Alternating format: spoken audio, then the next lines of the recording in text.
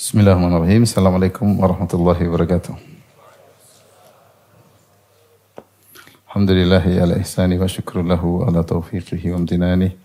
Asyhadu an la ilaha illallah wahdahu la syarika lahu ta'ziman li sya'nih. Wa asyhadu anna Muhammadan abduhu wa rasuluhu ada ila ridwanih. Allahumma salli alaihi wa ala alihi wa ashabihi wa ikhwanih. Hadirin hadirat yang dirahmati Allah Subhanahu wa taala, kita lanjutkan pembahasan dari kitab Al-Kaba'ir karya Syekh Muhammad bin Abdul Wahhab rahimahullahu taala. Sekarang pada bab Kaba'irul Qalb ya. Bab Kaba'ir Al-Qalb, yaitu dosa-dosa besar terkait hati. Dosa-dosa besar terkait hati. Itu seakan-akan beliau mengatakan dosa besar terbagi dua ya. Dosa besar terbagi dua. Yang pertama terkait hati. Yang kedua terkait al-jawarih, anggota badan. Terkait anggota badan. Dalam bahasa Arabnya adalah al-jawarih. Terkait hati banyak contohnya, seperti nanti akan disebut sombong ya misalnya. Sombong, ujub, ya, putus asa, dan lain-lain ya. Banyak sekali dosa-dosa hasad, misalnya ya, dan lain-lain. Adapun dosa-dosa besar terkait anggota badan, misalnya mencuri, berzina, membunuh, dan lain-lain ya. Dan di antara keistimewaan kitab Al-Kaba'ir karya Syekh Muhammad bin Abdul Wahhab rahimahullah taala, beliau memulai dengan dosa-dosa besar terkait hati. Karena kita tahu bahwasanya hati adalah asal dari segala kegiatan tubuh kembali kepada hati. Kemudian beliau membawakan hadis an Abi Hurairah radhiyallahu taala anhu qala Rasulullah sallallahu alaihi wasallam, Rasulullah SAW bersabda, Inna Allaha la yanzuru ila suwarikum wa amwalikum, walakin yanzur ila qulubikum wa a'malikum. Rawahu Muslim. Sungguhnya Allah tidak melihat kepada rupa kalian, kepada paras kalian. Allah juga tidak melihat kepada harta kalian, tetapi Allah melihat kepada hati kalian dan amalan kalian ya. Ini dalil bahwasanya yang menjadi patokan utama dalam penilaian Allah adalah hati, kemudian apa? Amal. Sungguhnya Allah tidak memandang kepada rupa dan juga kepada jasad. Demikian juga Allah tidak melihat kepada harta kalian. Karena manusia meskipun dia tampan atau tubuhnya kuat atau tubuhnya gagah atau hartanya banyak, dia tidak dinilai oleh Allah Subhanahu wa taala selama hal itu tidak digunakan untuk di jalan Allah Subhanahu wa taala. Yang Allah lihat paling utama adalah hati dan apa dan amal. Oleh karenanya kalau kita baca dalam Al-Qur'an banyak sekali Allah menyebutkan orang-orang kafir atau orang munafik, mereka perhatian pada penampilan. Mereka perhatian pada penampilan seperti Allah berfirman dalam surat Maryam, wa idza tutla alaihim ayatuna bayyinatin qala alladziina kafaru lil ladziina aamanu ayyul fariqaini khairum maqama wa ahsanu nadiyya. Jika dibacakan ayat-ayat Allah kepada mereka, itu kepada orang kafir yang jelas, qala alladziina kafaru lil ladziina aamanu, mereka menolak ayat Allah dengan berkatalah orang kafir kepada orang beriman, ayyul fariqaini khairum maqama wa ahsanu nadiyya. Mana di antara dua kelompok, kami atau kalian wahai orang beriman, yang lebih tinggi kedudukannya dan lebih bagus tempat perkumpulannya. Ya.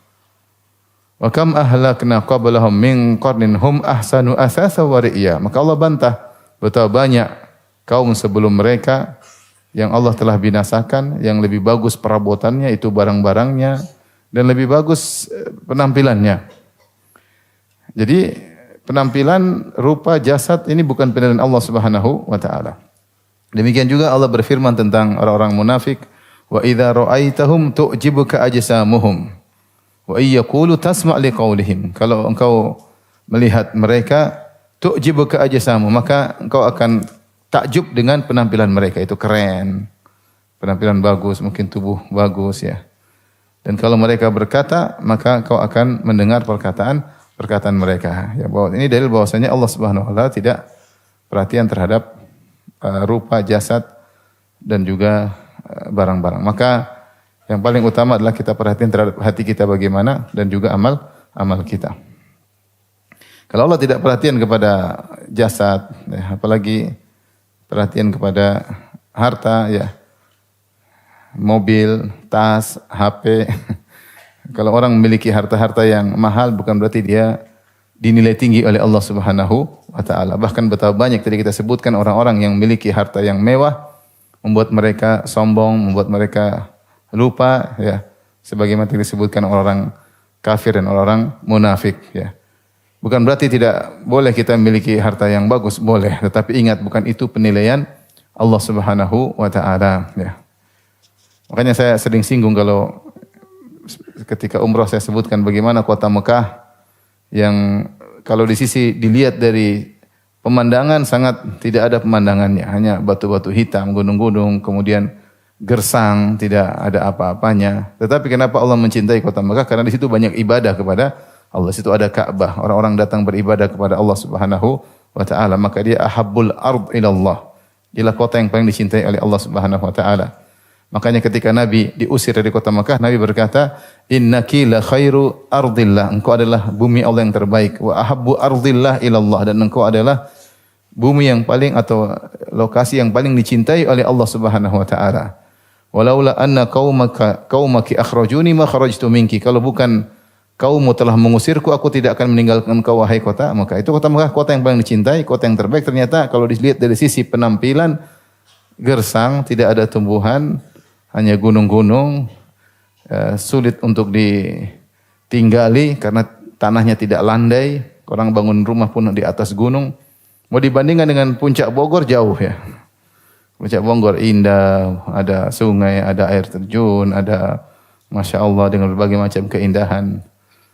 Tetapi yang Allah cintai kota Mekah, kenapa? Karena di situ banyak ibadah kepada Allah Subhanahu wa taala. Maksud saya jangan sampai seorang kemudian fokus memperhatikan penampilan luarnya, jasadnya, bajunya, kendaraannya, aksesorisnya berupa HP, berupa macam-macam. Kemudian dia lupa perhatian terhadap hatinya. Dia lupa perhatian terhadap hatinya. Tetap seorang muslim dituntut untuk berpenampilan rapi, tapi jangan berlebihan. Sehingga akhirnya lupa dengan hatinya. Lupa dengan hatinya. Makanya Rasulullah SAW mengatakan, al-badadatu minal iman. Al-badadatu minal iman. Al-badadah itu apa ya?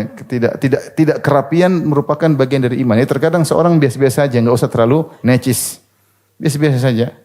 Bahkan Rasulullah SAW memerintahkan sahabat untuk berjalan terkadang tanpa sendal. Untuk berjalan tanpa sendal. Ya, biasa-biasa saja. Terkadang demikian. Agar kita jangan terlalu fokus pada penampilan lahiriah. Kemudian lupa dengan kebersihan batin. Dan ini saya tujukan terutama kepada para wanita yang memang mereka secara tabiat suka memperhatikan penampilan luar, dan itu baik ya, karena mereka memang dianjurkan untuk berhias untuk suami. Makanya wanita boleh pakai emas, wanita boleh pakai sutra. Lelaki tidak, karena lelaki bukan untuk jadi bencong, bukan ya. Lelaki bukan untuk seperti itu. Kalau perempuan iya, karena perempuan memang untuk berhias. Tapi jangan sampai mereka fokus perhatian terhadap aksesoris mereka, jubah, jilbab, kemudian sepatu, sendal, tas, kemudian lupa memperhatikan isi hati. Karena yang Allah perhatikan adalah hati yang pertama. Walakin yanzur ila qulubikum wa amalikum. Tapi Allah melihat kepada hati dan kepada amal. Hadis berikutnya, wa anin Nu'man bin Bashir radhiyallahu ta'ala anhuma, dari sahabat Nu'man bin Bashir, dan kedua-duanya adalah sahabat. Nu'man sahabat, ayahnya Bashir juga sahabat. Semoga Allah meridhai mereka berdua. Secara marfu' Rasulullah SAW bersabda, ala wa inna fil jasadi mudghah. Ketahuilah dalam jasad ada segumpal daging. Mudghah itu qit'ah minal lahm. Ya, ada segumpal daging.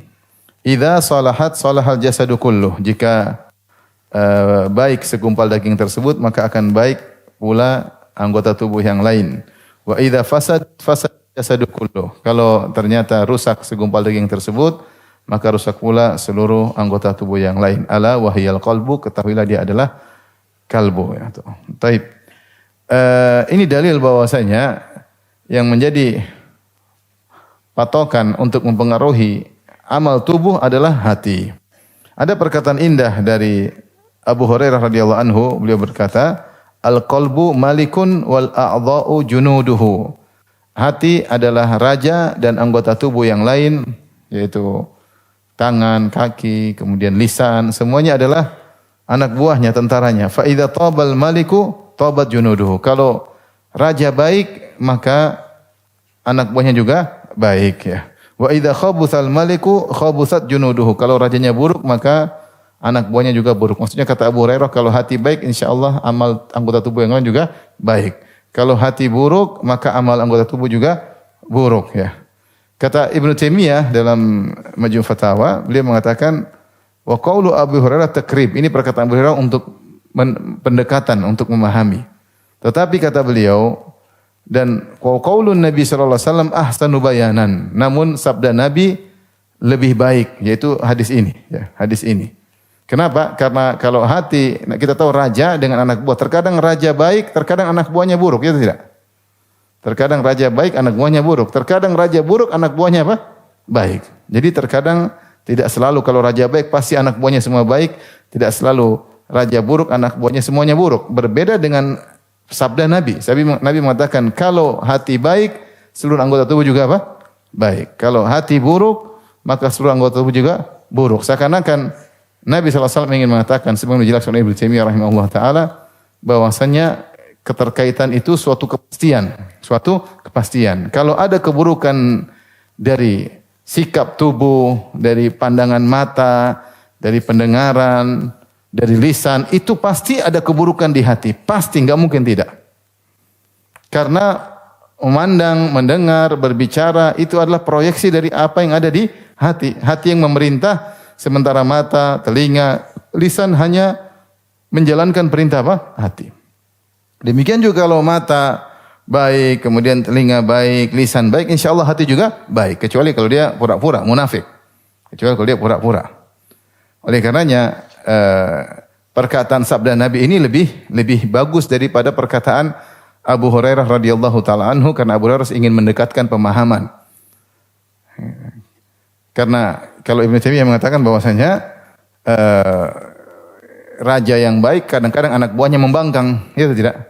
Ya. Kadang raja buruk, kadang anak buahnya baik. Tapi kalau hati dan anggota tubuh tidak mungkin terjadi. Kalau hati baik pasti anggota tubuh baik. Kalau hati buruk pasti ekspresinya juga apa? Buruk. Makanya ini bantahan telak kepada orang-orang yang mengatakan yang penting hatinya. Mungkin dia bermaksiat, dia berzina, yang penting apa? Hatinya. Ada orang tidak pakai jilbab, yang penting hatinya. Perempuan tidak pakai jilbab. Kalau kau hatimu baik, harusnya kau taat kepada Allah Subhanahu wa taala. Ada yang joget-joget, katanya yang penting jangan lihat joget-joget, yang lihat yang penting apa?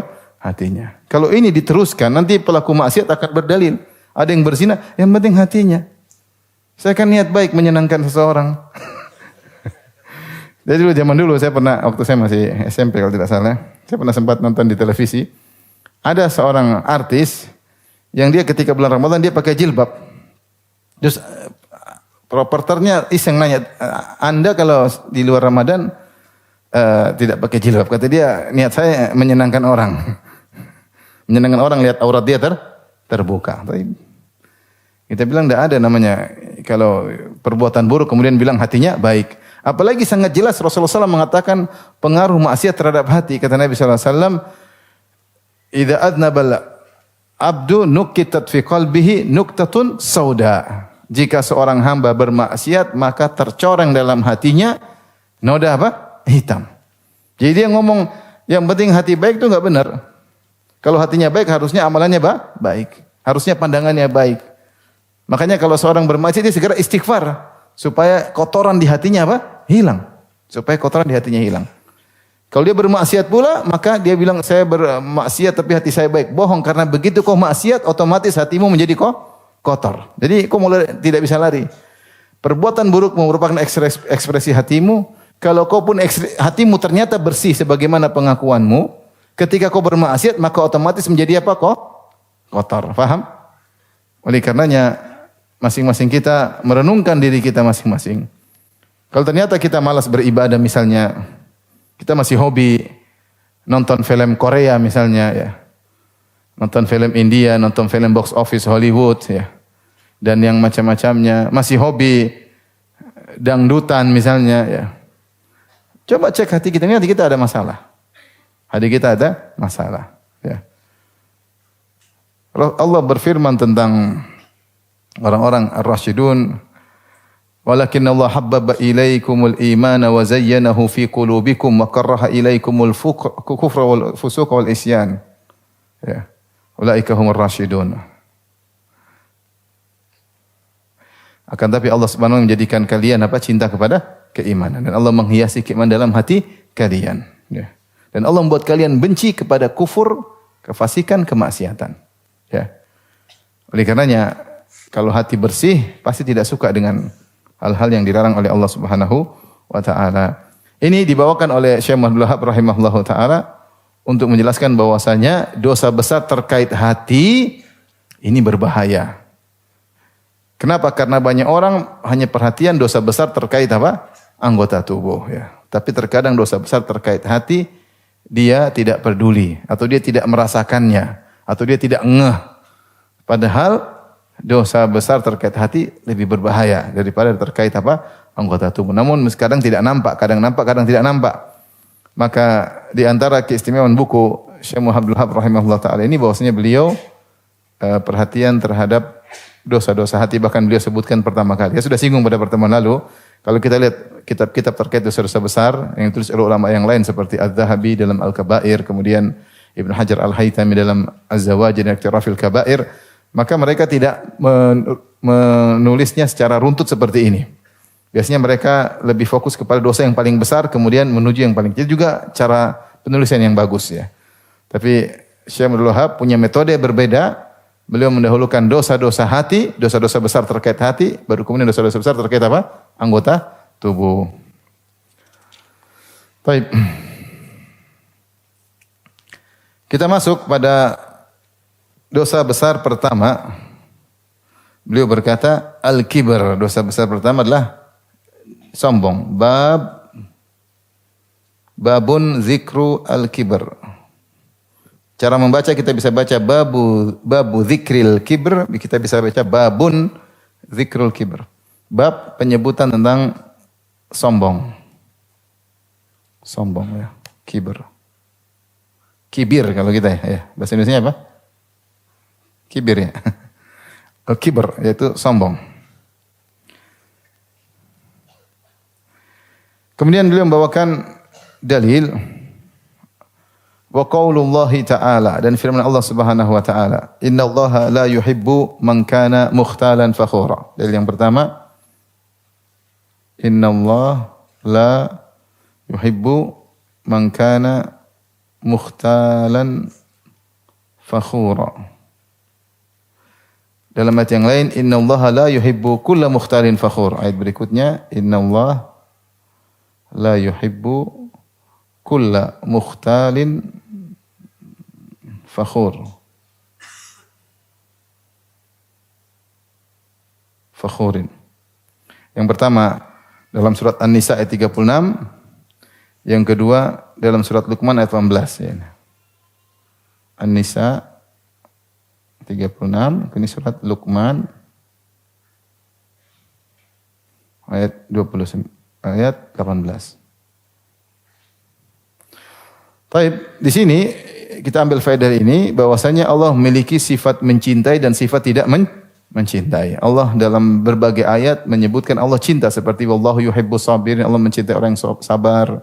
Innallaha yuhibbul muttaqin, Allah mencintai orang bertakwa. Innallaha yuhibbut tawwabin wa yuhibbul mutatahhirin, Allah mencintai orang-orang yang suka bertobat dan bersuci, ya. Innallaha yuhibbul muhsinin, Allah mencintai orang berbuat ihsan, ya. Dan banyak ayat terkait dengan Allah mencintai jenis-jenis manusia tertentu. Demikian juga Allah mencintai amalan-amalan tertentu. Dalam Al-Quran, dalam hadis dijelaskan. Sebaliknya, Allah juga tidak mencintai amalan-amalan tertentu. Di antaranya sombong. Innallaha la yuhibbu man kana mukhtalan fakhura. Allah tidak suka dengan orang yang mukhtal, sombong, ya. Tapi apa bedanya mukhtal dan fakhur? Ada beberapa pendapat di kalangan para ulama.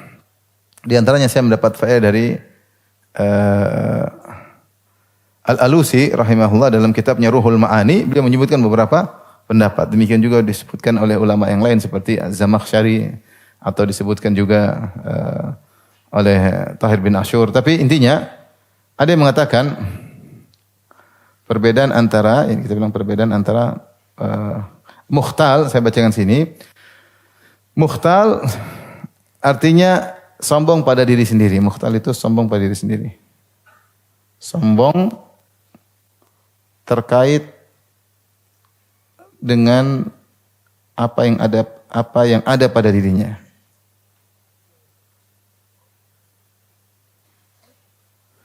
Seperti apa? Seperti pintar misalnya. Pintar, gagah, tampan, dan lain-lain. Terkait pada dengan dirinya sendiri.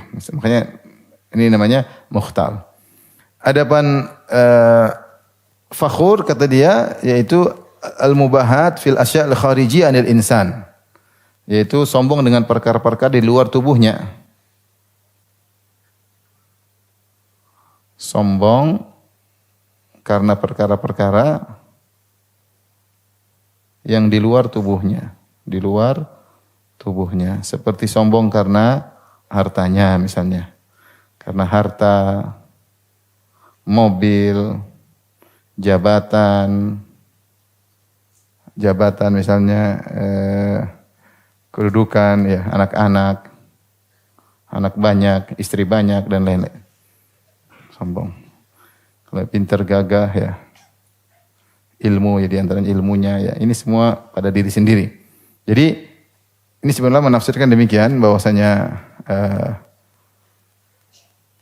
mukhtal sombong pada diri, fakhur sombong pada orang lain. Makanya dikatakan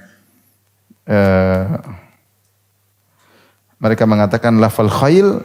Kenapa kuda dibilang khail? Karena kalau orang naik kuda, dia merasa ada sesuatu dalam dirinya, merasa hebat. Bisa naik apa?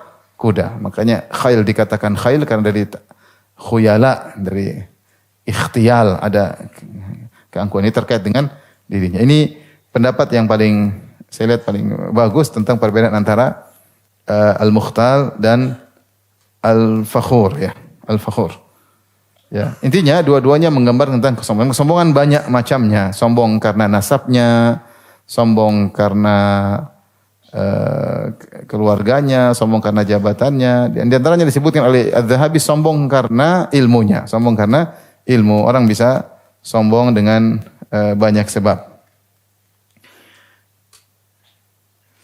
Dan ada yang mengatakan juga, ya, menguatkan pendapat ini, yaitu Allah mengatakan dalam surat Luqman, wala tusair khaddaka lin-nasi wala tamshi fil ardi maraha. Janganlah kau memalingkan wajahmu ketika berbicara dengan manusia, tusair, jangan kau palingkan wajahmu ketika ngomong sama manusia, wala tamshi fil ardi maraha, dan jangan kau berjalan di atas bumi dengan apa? Sombongan. Innallaha la yuhibbu kulla mukhtalin fakhur. Allah tidak suka dengan setiap orang yang mukhtal dan fakhur. Mereka mengatakan al-masyu maraha, berjalan dengan sombong, itulah mukhtal. Karena terkait dengan apa? Dirinya. Dia merasa dirinya hebat. Makanya dia jalan dengan sombong. Meskipun enggak ada yang lihat. Meskipun ada yang lihat. Tapi kalau tusair linnas, tusair khaddak linnas, itu dia sombong ketika ketemu orang. Jadi ngomongnya gini. Jadi ngomong enggak dipandang. Bukan karena apa, tapi dia ngomong sambil tidak memandang orang tersebut. Karena orang tersebut tidak dipandang sama dia. Disebutkan bahwasanya diambil dari kata sa'ar. Sa'ar itu adalah penyakit yang menimpa leher onta sehingga dia selalu begini-begini. Allah bilang jangan kau seperti onta kalau lagi ngomong sama orang. Memalingkan wajah karena merendahkan orang di depan, bukan karena ada sesuatu, tapi tidak menganggap orang di depan sehingga diajak berbicara tanpa melihat orang tersebut. Ini berarti sombong tersebut terkait dengan orang. Jadi ada sombong karena dirinya dan sombong terhadap orang lain. Jadi mukhtal terkait dengan sombong atas dirinya, kemudian fakhur terkait dengan angkuh di hadapan orang lain. Taib. Oleh karenanya dari sini kita tahu bahwasanya sebab kesombongan banyak. Ya. Ini menunjukkan bahwasanya sebab-sebab kesombongan sangat banyak.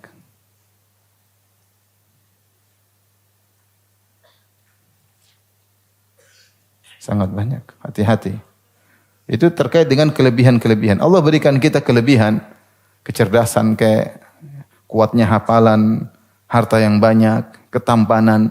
Bukan untuk kita sombongkan kepada orang lain, tapi untuk kita syukuri. Untuk kita syukuri dan kita gunakan pada hal-hal yang baik. Karena setiap nikmat akan ditanya oleh Allah tanggung jawabnya. Ya. Sampai sebenarnya Allah mengatakan di antara bentuk kau bersyukur kepada Allah atas kecerdasanmu. Jangan kau mikirkan yang enggak-enggak. Kalau kita punya kecerdasan, jangan kita mikir, misalnya kita lewat di Facebook ada suruh mikir sesuatu yang tidak ada bedanya, jangan ikut mikir. Udah lewatin aja. Ya. Kenapa kita mikir sesuatu yang tidak bermanfaat? Sebagai bentuk syukur kita kepada Allah, tidak kita gunakan otak kita kecuali untuk berfikir yang baik-baik. Ya. Jadi Allah berikan kelebihan agar kita pandai bersyukur. Kita gunakan untuk banyak beribadah kepada Allah. Bukan untuk kita angkuh dan merendahkan orang lain. Ini berbahaya. Karena itu potensi untuk sombong banyak. Jabatan bisa bikin orang sombong. Harusnya jabatan yang Allah berikan kepadamu, kau gunakan untuk cari pahala sebanyak-banyaknya dengan memberikan yang terbaik untuk bangsa dan negara misalnya. Ya. Bukan untuk kau angkuh, mentang-mentang merendahkan orang lain. Akhirnya ketika orang memiliki kelebihan, dia mudah untuk sombong. Ada orang sombong karena jabatan, sombong karena keturunan. Ya. Saya keturunan raja-raja, Masya Allah. Raja kerajaan apa? Kerajaan ini. Masih ada kerajaannya, sudah punah. Terus apa yang mau disombongkan? Ya. Misalnya ya, ngapain? Sombong dengan ketampanan, lihat orang yang merendahkan. Pokoknya sebab sombong banyak ya. Ya, sebab sombong karena bajunya yang indah. Ya, sombong karena ilmu. Makanya sampai Az-Zahabi dalam kitabnya Al-Kabair menyebutkan di antara sebab kesombongan adalah sombong karena ilmu. Dia punya ilmu, Allah berikan ilmu, kemudian dia merendahkan yang lainnya. Kau punya ilmu, kau syukuri, gunakan untuk cari pahala sebanyak-banyaknya, bukan untuk merendahkan orang lain. Taib. Kemudian Allah berfirman, wa qaulullahi ta'ala, dan firman Allah, fala bi'sa mathwal mutakabbirin. Dan neraka itu seburuk-buruk tempat bagi orang yang sombong. Di sini disebutkan bahwasanya neraka adalah tempat terburuk bagi orang yang sombong. Maka orang sombong itu pantasnya di neraka. Pantasnya di neraka. Dan yang paling sombong adalah iblis. Makanya dikatakan dosa yang pertama kali di langit adalah kesombongan. Iblis kenapa tidak mau sujud kepada Adam? Karena dia sombong. Astakbarta am kunta minal alin? Apakah kau sombong atau kau merasa tinggi? Ya. Wa idh qulna lil malaikati wa idh qala rabbuka lil malaikati wa idh qala rabbuka lil malaikati isjudu li Adam fasajadu illa iblis aba wastakbara. Maka ketika Allah memerintahkan kepada malaikat untuk sujud kepada Adam, maka semua sujud kecuali iblis. Kenapa? Wastakbar, dia sombong. Maka tempat orang paling sombong, paling pantas bagi orang sombong adalah neraka jahanam. Ini dalil bahwasanya sombong merupakan dosa besar. Dalam hadis yang sahih Rasulullah SAW berkata, hadis qudsi Allah berfirman, al-azamati izari wal kibriya'u ridai faman naza'ani fi wahidin minhuma qadhaftuhu finnar. Sungguhnya azamah, keagungan adalah sarungku, dan al-kibriya yaitu kesombongan adalah selendangku, itu keagungan maksudnya. Maka siapa yang coba-coba ngusik aku dalam hal ini, ikut sombong, ikut merasa tinggi, maka aku lemparkan dia di neraka jahanam. Maka orang yang sombong paling pantas tempatnya adalah neraka jahanam. Ya. Kata Allah, tilkat darul akhiratu naj'aluha lil ladzina la yuriduna uluwan fil ardi wala fasada. Itulah surga.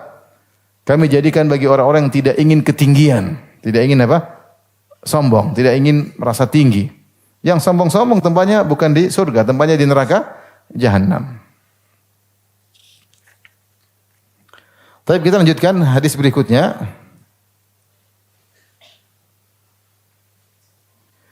Rasulullah SAW bersabda, atau An bin Mas'udin radhiyallahu anhu, dari sahabat Ibnu Mas'ud, qala Rasulullah SAW bersabda, la yadkhul jannata man kana fi qalbi mithqalu dzarratin min kibr. Tidak masuk surga orang dalam hatinya ada kesombongan meskipun sebesar zarrah. Zarrah ini adalah cara orang Arab mengungkapkan sesuatu yang sangat kecil. Makanya beberapa tafsiran para ulama tentang zarrah bervariasi. Ada yang mengatakan zarrah adalah semut kecil, Ada yang mengatakan zarrah adalah kepala dari semut, kepalanya doang namanya zarrah. Ada yang mengatakan zarrah adalah kalau kita buka horden maka ada partikel-partikel kecil yang kita lihat, itulah namanya zarrah, sangat ringan. Ada yang mengatakan zarrah kalau kita pukulkan tangan, kemudian kita bersihkan, kita ambil satu butir, itu namanya zarrah. Artinya sesuatu yang sangat kecil kalau ditaruh di daun timbangan maka mungkin tidak terdeteksi saking ringannya. Sesuatu yang sangat kecil. Kemudian Nabi mengingatkan, siapa yang punya kesombongan sekecil itu saja maka tidak masuk apa? Surga. Mengerikan. Mengerikan, ini menunjukkan bahayanya dosa sombong. Karena tidak berhak sombong kecuali siapa? Allah. Kita ini apa yang kita sombongkan? Semuanya dari Allah Subhanahu wa taala. Semuanya dari Allah Subhanahu wa taala. Kita ini makanya ketika ada seorang bertemu dengan orang lain, dia berkata, "Ta'rifuni man ana?" Tahukah kamu siapa saya? Kau tidak tahu siapa saya? Maka orang itu menjawab, "Saya tahu. Engkau adalah seorang yang berasal dari air mani yang keluar dari kemaluan." Terus nanti kalau mati jadi bangkai yang bau. Sekarang pun dalam perutmu ada kotoran. Itulah hakikatmu. Itulah hakikatmu. Siapa yang mau sombongkan? Falyanzuril insanu mimma khalaq. Hendaknya manusia merenungkan kembali dari apa dia diciptakan. Khuliqa mimma'in dafiq. Diciptakan dari air yang terpancar. Mimma'in mahin, dalam ayat yang lain dari air yang hina. Air yang hina. Kalau ada air mani tentu kita bersihkan. Malu kita ada air mani. Ya. Oleh karenanya manusia tidak pantas untuk apa? Sombong. Kelebihan yang Allah berikan padanya sewaktu-waktu Allah bisa cabut. Sewaktu Allah bisa cabut. Maka kalau ada kesombongan sedikit saja, maka membuat dia tidak masuk surga. Ini mengerikan. Makanya sebagian orang kalau urusan dosa besar terkait dengan anggota tubuh, dia perhatian. Ada orang tidak mau zina, riba tidak mau, 1 rupiah pun dia nggak mau dari hasil apa? Riba, ya.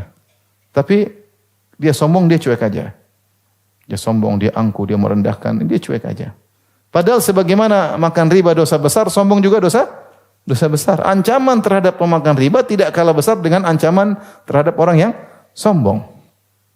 Ya. Rasulullah mengatakan tidak masuk surga orang yang dalam dirinya ada kesombongan meskipun sebesar zarrah. Maksudnya seringan zarrah. Kecil sekali. Gimana kalau hatinya kemudian terpenuh dengan kesombongan?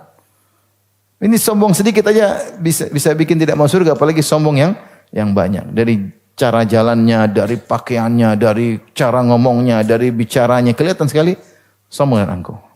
Cara mandang orang, maka ini dosa besar ya. Maka seorang berhati-hati, waspada dengan dosa besar terkait dengan jawari, anggota tubuh, dan juga waspada dengan dosa besar terkait dengan hati. Maka setiap kita yuraji' nafsahu, yaitu evaluasi diri. Adakah kesombongan dalam diri kita?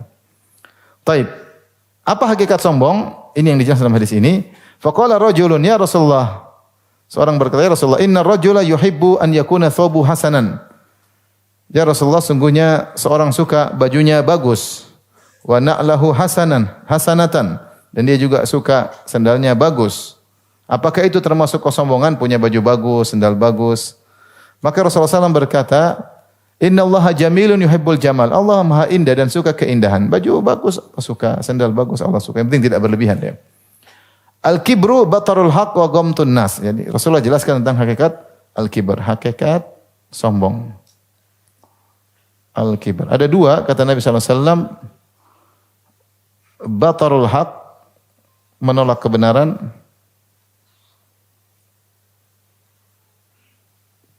Kemudian gomsu atau gomtun nas. Gomtun nas, merendahkan orang lain, orang-orang.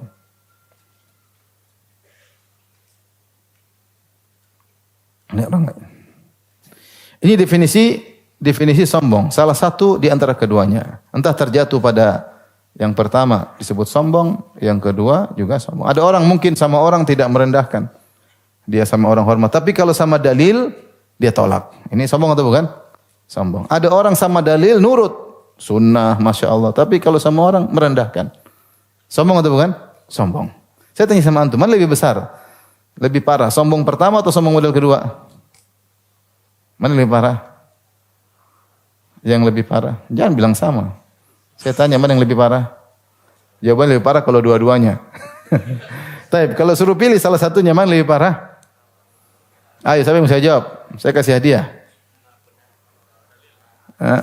Saya jawab. Yang paling parah mana? Yang pertama, yang kedua? Hah? Yang pertama lebih parah karena jazakallah khair hadiahnya. Jazakallah khairan.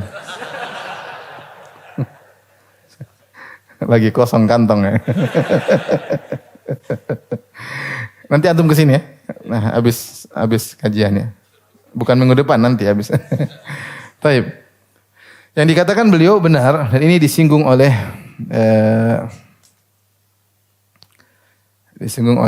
San'ani dalam kitab Tanwir. Saya katakan ya, dia kata.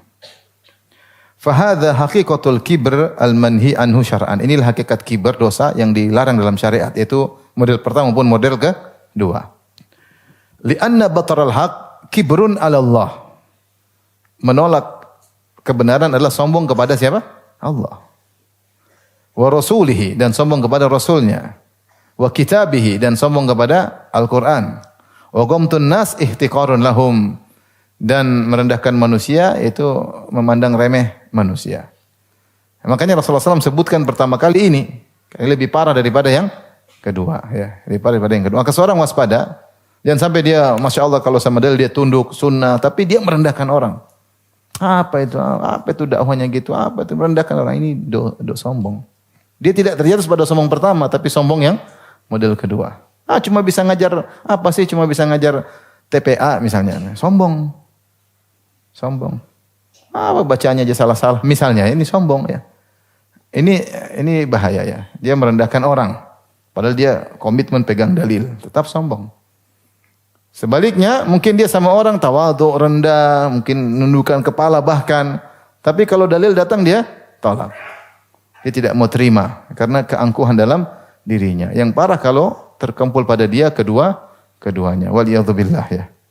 Waliyadzubillah. Makanya Syekh Shalih Al-Fauzan dalam kitabnya mengingatkan firman Allah, wa nuqallibu afidatahum absarahum kama lam yu'minu bihi awwala marrah. Kami balikkan hatinya, ya, kami balikkan pandangan mereka, kami buat mereka berpaling dari kebenaran, kama lam yu'minu bihi awwala marrah, karena mereka sudah tidak beriman di awal kali. Seorang kalau sudah tahu ini kebenaran kemudian dia tolak, dia akan dihukum oleh Allah untuk terbiasa menolak apa? Kebenaran. Ya. Terbiasa menolak apa? Kebenaran. Oleh karenanya waspada bahwasanya seorang kalau tahu kebenaran, dia terima meskipun dia tidak bisa melakukan, ya. Misalnya seorang wanita, misalnya dia tahu jilbab wajib, ya. Jilbab wajib. Maka dia belum bisa pakai jilbab. Jangan dia bilang jilbab tidak wajib. Bilang aja jilbab wajib tapi saya belum bisa pakai. Belum dapat hidayah. Masih malas, masih ikut hawa nafsu. Tapi kalau dia bilang jilbab tidak wajib, repot. Ada seorang syekh ditanya sama seorang wanita. Syekh, katanya jilbab wajib. Wajib bagi siapa? Kata syekh tersebut, Allah sebut dalam Al-Quran. Qul li azwajika wa banatika, ya ayuhan nabi, qul li azwajika wa banatika wa nisa'il mu'minin yudunina alaihinna min jalabibihin. Wahai nabi, katakanlah kepada istri-istrimu, kepada putri-putrimu dan kepada wanita kaum mukminin hendaknya memakai jilbab. Kata syekh tersebut, itu aja yang diwajibkan. Kalau selain mereka tidak wajib. Kau lihat masuk enggak dalam ayat tersebut? Yang wajib buat istri Nabi, putri-putri Nabi dan wanita kaum mukminin. Ya, wajib bagi semua. Kalau kau kafirah ya sudah. Tapi intinya seorang kalau belum bisa melakukan jangan dia tolak. Saya pernah ngobrol sama seorang saya kenal, debat sama orang depan saya. Masih ada hubungan lah, kerabat meskipun jauh. Dia merokok depan saya, debat sama temannya. Kata dia, ya sudahlah, bilang aja rokok haram meskipun kita merokok. Jangan kau lawan-lawan katanya. Sambil merokok dia bilang begitu. Artinya dia ngaku rokok itu apa? Haram. Cuma dia belum bisa ninggalkan. Itu lebih baik daripada memaksakan rokok itu apa? Halal. Rokok itu halal. Rokok itu halal. Sambil halal. Ya, tapi dia batuk-batuk kemudian. Suruh debat dokter bilang rokok halal. Debat sama dokter. Debat sama ustaz nggak bisa. Yang ngerti bahaya rokok siapa? Dokter apa ustaz? Dokter lah, suruh debat dokter, jangan dokter. Suruh debat pemerintah yang tulis rokok membunuhmu. Itu debat itu pemerintah. Atau itu kebohongan besar-besaran. Oleh karenanya kalau kita belum bisa menerima, belum bisa melakukan, kita terima aja, bilang aja ini memang tidak boleh atau ini memang benar, cuma saya belum bisa melakukan. Daripada kita ikut hawa nafsu, ikut kesombongan kita kemudian tolak, enggak. Nah, ini lebih bahaya. Ini dalil juga bahwasanya jika seorang memakai pakaian yang rapi, pakaian indah, maka tidak dikatakan dia sombong jika ternyata keindahan tersebut tidak menjadikan dia angkuh. Adapun kalau pakaian yang terlalu mewah buat dia angkuh, maka dia juga sombong. Artinya jika orang memakai baju yang rapi dengan niat karena Allah suka dengan keindahan, tidak jadi masalah. Yang penting jangan berlebihan. Jangan berlebihan. Taib, hadis berikutnya. Rawal Bukhari an Harithah bin Wahb anna Rasulullah sallallahu alaihi wasallam qala ala ukhbirukum bi ahlin nar kullu utullin jawadhin mustakbir. Maukah aku kabarkan kepada kalian tentang penghuni neraka? Nabi katakan kullu utul, setiap orang yang al-utul di sini dijelaskan oleh Syekh Abdul Wahab, al-ghalidhul jafi, orang yang kasar, yang kaku, keras dan kaku kasar. Dia tidak. Sebaliknya orang penghuni surga yang lembut, yang mudah bergaul, ya, tidak angkuh, hendak. Kasar itu. Al-jawaz, adapun al-jawaz maka berbeda pendapat. Tapi mengatakan al-mukhtalid dhaham, yaitu sombong badannya besar. Sombong dan badannya besar. Wa qila al-qasirul batin, pendek dan perutnya besar. Ini maksudnya sebenarnya mengatakan maksudnya bukan terkait tubuh tapi dia badan gemuk, besar dan sombong. Ya. Kalau sekedar tubuh tentu bukan penilaian Allah Subhanahu wa taala sebagaimana sudah kita jelaskan di awal. Wa batarul haq, ada yang mengatakan al-jawad adalah menolak kebenaran, radduhu idza ataka. Ya, itu menolak kebenaran jika datang kebenaran kepadamu. Wa ghamtun nas ihtiqaruhum wasdira'uhum.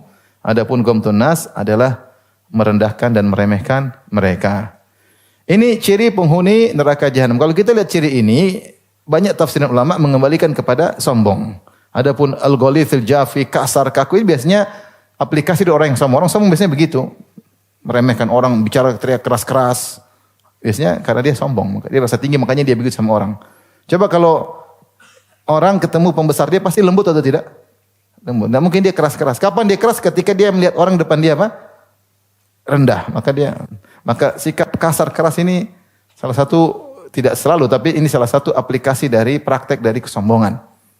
Ya, tadi juga al-jawad ada yang menafsirkan al-mukhtal ad-dhakham, tubuh besar sombong. Tubuh besar biasanya sombong dan angkuh. Atau orang yang hidup nyaman, gemuk, besar, tadi pendek, perutnya besar karena sombong, karena hidupnya nyaman akhirnya dia sombong. Yang kedua, batarul haq, ada yang menafsirkan juga batarul haq yaitu merendahkan orang, menolak kebenaran, dan juga ghamtun nas, merendahkan manusia. Ini dalil bahwasanya orang yang sombong penghuni neraka jahanam. Orang yang sombong dihinakan di padang mahsyar. Makanya Rasulullah SAW mengatakan yuhsyarul mutakabbiruna. Ya. Sungguh al-mutajabbiruna akan dikumpulkan di padang mahsyar orang yang sombong. Ka'amsalidz-dzar, maka mereka bentuknya kecil seperti semut. Fi suwarir rijal, dalam bentuk manusia. Yaghsyahumudz-dzul min kulli makan. Mereka akan dibangkitkan dalam kondisi hina dina, kecil tubuh mereka tapi bentuk manusia, seperti semut ukurannya tapi bentuknya manusia. Allah kecilkan tubuh mereka sehingga mau diinjak orang, diinjak hewan, diinjak sana sini mereka ketakutan. Karena di dunia mereka merasa apa? Tinggi. Melihat orang itu rendah, merasa tinggi ya. Merasa tinggi. Makanya paling menjengkelkan itu kalau sudah kurus, pendek, sombong. Karena dia pendek. Kalau tinggi sombong kan masih. Tapi kalau udah kurus, pendek, jadi dia kurus, pendek, sombong. Apalagi mau sombong dalam dadanya mau dia keluarkan dengan sikapnya ya. Cara ngomongnya, cara bicaranya, selalu ngangkat dirinya. Orang sombong. Waliyadzubillah. Dan ciri-ciri meremehkan orang lain tadi, siapa dia? Itu apa sih? Emang siapa dia? Itu ciri-ciri orang sombong ya. Dari ucapan jelas ya. Sombong dengan perkataannya. Taib. Kita lanjutkan. Wali Ahmad wa sahahahu Ibnu Hibban. Dalam Musnad Imam Ahmad dan hadis ini disahihkan oleh Ibnu Hibban min hadithi Abi Sa'id dari hadis Abu Sa'id Al-Khudri radhiyallahu anhu, Rasulullah bersabda, "Man tawadha'a darajah, rafa'allahu biha darajah." Siapa yang tawadhu, lawannya sombong, tawadhu karena Allah, maka Allah akan satu derajat, Allah angkat dia satu derajat juga. Hatta yaj'alu fi 'alal 'iliyyin, sampai Allah angkat dia bisa tinggi sampai ke surga yang tertinggi. Wa man takabbara 'ala Allahi darajah, siapa yang sombong sedikit saja, sombong, wada'ahu Allahu biha darajah, Allah akan rendahkan dia satu derajat. Hatta yaj'alu fi asfala safilin, sampai Allah jadikan dia di neraka yang paling bawah. Ini bahayanya apa? Sombong, dan sebaliknya keutamaan tawadhu, orang yang tawadhu. Tawadhu ada dua, tawadhu karena Allah, dalam riwayat yang lain, man tawadhu'a lillah rafa'ahu Allah. Siapa yang tawadhu karena Allah, benar-benar dia tawadhu karena Allah perintahkan, maka dia menundukkan dirinya, misal di hadapan kedua orang tuanya, di hadapan orang miskin, dia tidak sombong, dia merendahkan dirinya kepada tetangganya, kepada sama mukmin, dia merendahkan dirinya, maka ini dia merendahkan dirinya karena Allah, maka Allah akan angkat derajatnya. Bukan pencitraan. Ada orang merendahkan diri tapi pencitraan karena kemaslahatan duniawi, supaya dibilang orang tawadhu lah, supaya dapat pujian lah, maka ini berarti dia bukan tawadhu karena Allah. Yang mendapat pahala kalau dia tawadhu karena apa? Allah Subhanahu wa taala. Maka perlu diperhatikan dalam riwayat yang man tawadhu'a lillah, siapa yang tawadhu karena Allah. Adapun kalau tawadhu bukan karena Allah, maka itu merendahkan diri, meninggikan mutu. Untuk meninggikan apa? Diri. Merendahkan diri untuk meninggikan apa? Diri. Tawadhu, bergaya pakai baju yang ini, bergaya pakai, padahal ternyata bukan karena Allah tapi karena pencitraan. Maka seorang berusaha bersihkan hatinya kalau dia tawadhu karena Allah, bukan karena manusia. Tapi hadis terakhir, Wali Tabrani an Ibni Umar radhiyallahu anhuma, dari sahabat Ibnu Umar radhiyallahu anhuma, rafa'ahu marfu', iyyakum wal kibra. Waspadalah kalian dari kesombongan. Fa innal kibra yakunu fir rajuli wa inna alaihi al-aba'ah. Sungguh seorang bisa sombong padahal dia pakai al-aba'ah. Al-aba'ah itu minal akisah, yaitu kain yang jelek, kain yang murahan. Ada yang mengatakan suf, itu jubah min suf. Itu pakaian dari bulu kambing, ya, itu karena tidak punya kain, bulu kambing jadikan baju, atau pakaian yang kasar. Artinya dia miskin. Dia miskin pakai baju bukan baju yang bagus, tetapi dia sombong. Seakan-akan Nabi mengingatkan kesombongan itu bukan hanya menimpa orang-orang yang punya potensi sombong, terkadang orang yang miskin pun bisa apa? Sombong. Namun hadis ini, hadis secara sanad hadisnya dhaif, karena ada perawi namanya Suwaid, kalau tidak salah Suwaid bin Abdullah atau siapa, dinilai oleh para ulama dengan perawi yang matruk, ditinggal, atau katsirul ghalat, banyak salahnya. Oleh karena didhaifkan oleh para ulama, di antara Syekh Albani rahimahullahu taala. Meskipun sebagian ulama memandang hadis ini hasan atau sahih seperti disebutkan oleh Ibnu Hajar rahimahullah dalam Fathul Bari. Namun kita dapati dalam sanadnya ada perawi yang dikritiki oleh banyak ulama. Meskipun hadis dhaif tapi maknanya benar, karena dalam riwayat yang lain Rasulullah mengatakan salasatun la yukallimuhumullah yaumal qiyamah wa la yanzuru ilaihim wa la yuzakkihim. 3 golongan yang Allah tidak akan memandang mereka, Allah tidak akan melihat mereka pada hari kiamat, dan bagi mereka azab yang pedih. Di antaranya kata Nabi, ailun mustakbir, miskin tapi sombong, miskin tapi sombong. Ini dalil bahwasanya sombong bertingkat-tingkat. Sombong yang paling parah, tidak ada potensi sombong terus sombong. Seperti miskin tapi sombong. Goblok tapi sombong. Pintar sombong banyak. Tapi bahlul sombong ada juga. Dia merasa dirinya pintar padahal bahlul. Salah-salah melulu. Dia merasa pintar padahal dia goblok. Ini lebih bahaya, ya. Kalau pintar sombong, ya wajarlah banyak orang pintar sombong. Itu juga dosa besar. Tapi paling parah goblok tapi sombong. Orang kaya sombong banyak. Tetapi sudah miskin sombong itu lebih parah lagi, menunjukkan keburukan hatinya, maka dosa lebih besar. Ini menunjukkan sombong bertingkat-tingkat. Baik, ini nanti lain kali aja. Demikian, subhanakallah bihamdik, asyhadu an la ilaha illa anta astaghfiruka wa atubu ilaik. Assalamualaikum warahmatullahi wabarakatuh.